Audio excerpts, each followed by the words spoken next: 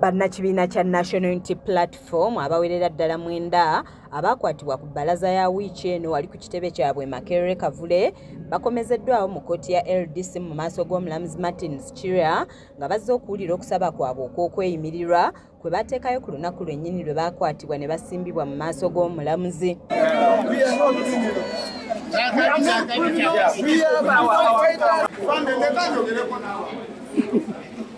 Bano kuliko omubaka wa munisipaali y'Emityana Honorable Francis Zaake, owa Katikamu South Honorable Hassan Kirumira Lukalidde, owa Bale County Honorable Tebandeke Charles, Lord Councillor wa Lubaga North Mubiru James wamu n'abalala, ng'omulamuzi asoose kuwulira kusaba kwa Honorable Zaake okw'okweyimirirwa ng'onazzeemu buto okusaayo kusaba kwe oluvannyuma lw'oludda oluwabya okukuba ebituli mu kwasooka.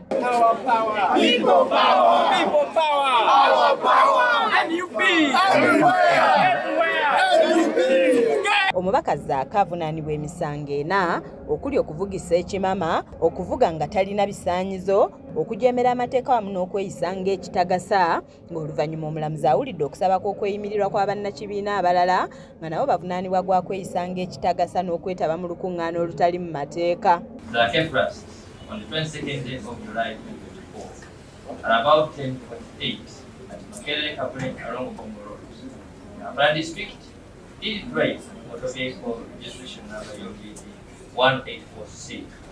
Inside black in color on road without motorcycle insurance. Bano babadde bayambibwako bannamateeka baabwe abakulembeddwamu Benjamin Katana, George Musiwamu ne Shamim Malende nga baawabirwa baleese ababeeyimirira abawerako okubadde n'ababaka ba paalamenti nga bannamateeka baabwe basabye kkooti ekkirize beeyimirirwe, kyokka kino oludda oluwaabi ne lukiwakanya nga bagamba nti beetaagayo obudde okwetegereza ebiwandiiko n'empapula ezireeteddwa.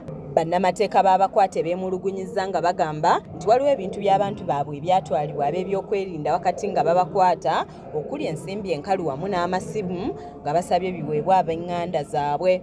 Omulamuzi ayimirizza olutuula luno okumala essaawa 4 okusobola okuwa ekyanyu oludda oluwaabi luyite mu mpapula ezireeteddwa nga kkooti oluzzeemu oludda oluwaabi lutegeezezza nti teruwakanya kyakweyimirirwa ky'abantu bano okuggyako omubaka Alan Sewanyana aleeteddwa bwe bagamba nti akyalina emisango mu kkooti. Wabula kino omulamuzi Chira akigaanye n'ategeeza nti emisango gino tegimukkanga mu vvi ate nga tegiri mu kkooti eno, ng'oluvannyuma lw'okwekenneenya empoza y'enjuyi zombi akkiriza abawawaabirwa beeyimirirwe nga buli omu asasudde emitwalo 10 ez'obuliwo ng'ate ababeeyimiridde emitwalo 5 ezitali za buliwo, nga ye omubaka Zaake asasudde emitwalo 2 ez'obuliwo ate nga bamweyimiridde buli omu waakusasula obukadde 10 ezitali za buliwo, ng'omusango omulamuzi agwongezzaayo okutuusa nga 26 omwezi ogujja.